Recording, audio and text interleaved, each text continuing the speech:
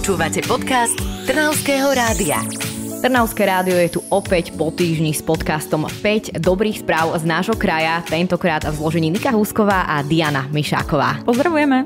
A ja by som povedala, že nečakajme a poďme hneď na prvú dobrú správu, pretože ich máme pred sebou naozaj veľa. Presne tak, poďme na to, súhlasím. V areáli Milexu v Seredi sa bude opäť búrať. V Seredi sa chystá veľká zmena, ktorá poteší každého, kto tadiaľ pravidelne prechádza. Starý, roky zanedbaný areál bývalého Milexu sa začne ďalej čistiť a obnovovať. Tento areál dlhodobo kazil prvý dojem pri vstupe do mesta. Majiteľ už v lani zbúral bývalú výškovú budovu a teraz bude v prácach pokračovať. Ešte do konca tohto roka by mali zmiznúť všetky zostávajúce chátrajúce objekty. Sereď sa tak pomaly zbavuje jednej zo svojich najzanedbanejších lokalít a otvára priestor pre budúce kvalitnejšie využitie územia. Takže v Seredi bude opäť o niečo krajšie. Toto mesto je už teraz myslím, že veľmi pekné, ale naozaj odstraňovaním takýchto starých a možno nie okúla hodiacich budov bude o čosi krajšie. Presne tak, s tým súhlasím. A ja by som teraz šla na takú školskú správu, pretože školský areál na Kubinu v Trnave sa zmení úplne na nepoznanie. Radnica už má podpísanú zmluvu so zhotoviteľom. Podľa mesta z tohto priestoru vznikne najlepší školský areál na Slovensku.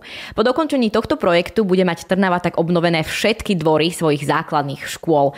Na Kubinu by mali pribudnúť nové herné prvky a súčasťou budú aj ihriska pre deti, workoutový priestor aj futbalové ihrisko.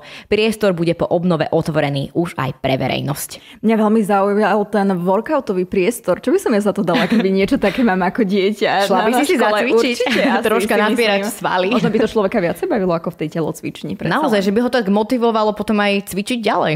No a dobré správy máme aj z Piešťan, alebo teda nedaleko Piešťan, pretože v Sokolovciach zachraňujú kaštiel.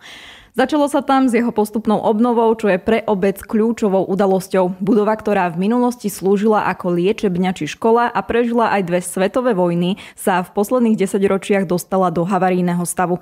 Obnova strechy má byť podľa starostu Mariana Dolciho bodom, ktorý definitívne zachráni budovu pred ďalším chátraním. Emócie sú ako výborné. Ľudia tomu fandia. Proste a my máme ako pozitívne myslenie. Proste my sa nevzdávame a verím, že to nejakým spôsobom dokážeme. Je tam proste ochota z Ministerstva kultúry, takisto aj z Krajského pamiatkového úradu, tak verím, že v tejto spolupráci to nejakým spôsobom dáme.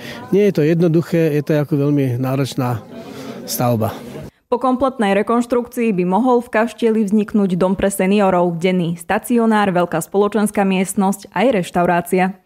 No takže po Seredi tu máme Piešťany, alebo teda Sokolovce, ktoré tiež budú o niečo krajšie. Mne sa veľmi páči, ako mestá v našom kraji takto napredujú dopredu. Ale teraz by som sa pozrela do toho nášho krajského mesta do Trnavy, pretože Trnava už má svoj vianočný stromček. Minulý týždeň sme vás informovali, že do kúpeľného mesta dorazil tohtoročný symbol Vianoc, ale tento týždeň už vianočný stromček zdobí aj centrum Trnavy.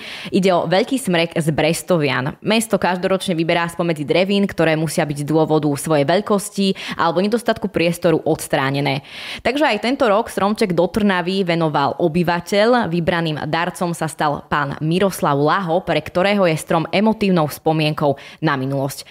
Popri vyrastaní tohto stromu rástli aj jeho deti. Mám tam príbehy, ako sú tam deti odfotené. Teraz vidím, že aj deti odrastli a odrastol aj smrek. No, je to životný osud, alebo jak bych to povedal. Mám jednu fotografiu, som našiel, lebo tedy sa to fotilo zrkadlovým flexaretom. Je z tej doby asi rok 1998, jak tam sedí syn, ale vás som nenašiel. Tak to je naozaj veľmi pekný príbeh. A ja musím povedať, že som videla, ako ten stromček odnášali, keď som išla do práce práve na Trojičné námestie, takže keď ešte aj viem popri tom tento príbeh, tak ma to o to viac zaujíma. No a teraz tento stromček bude robiť radosť všetkým Trnavčanom, už je dokonca aj vyzdobený. Ja práve keď som nešla do práce, tak som videla, ako ho zdobia, už vešajú tie prvé gule a svetielka a neviem sa dočkať, kedy sa rozžiari a naozaj nám pripomenie tú vianočnú atmosféru. Už sme si ale povedali v dobrých správach o Seredi, o Piešťanoch, o Trnave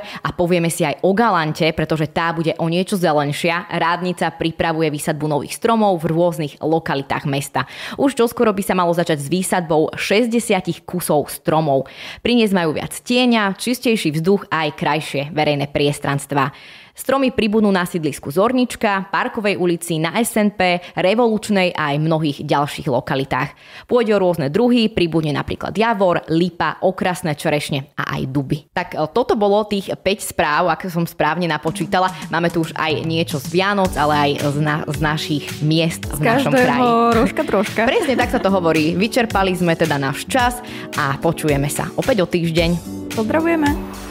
Počúvali ste podcast Trnavského rádia. trnavskeradio.sk